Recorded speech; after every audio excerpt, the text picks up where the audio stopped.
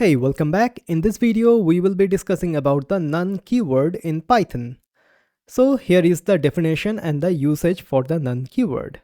The none keyword is used to define a null value or no value at all.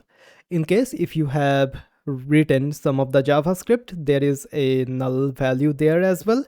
So basically, whenever there is an absence of value, we can use the none keyword for that. None is not the same as 0, false, or any empty string. Okay. None is a data type of its own, which is none type, which we will see in a bit, and only none can be none. Okay. So let's declare a variable. So let's do something like my pet. And currently I do not have any pet. So let's do none. Okay.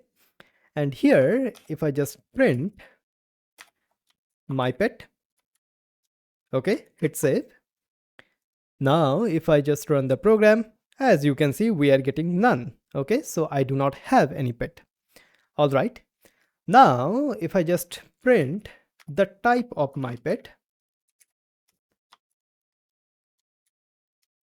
okay, if I just print that, as you can see, we are getting none type. So this is a special type, which is just basically for this none keyword. Okay.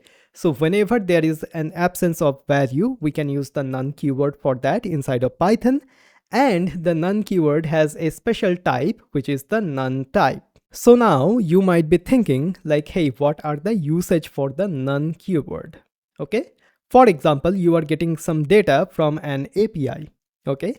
And there the data can be something or the data can be nothing. So in that case, we can use the none or something like that, like, hey, my pet. So I currently do not have any pets. So that is why I can use the none keyword for that. Okay.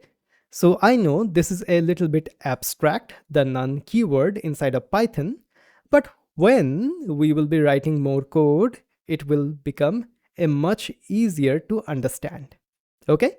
All right. So this is the Python none keyword.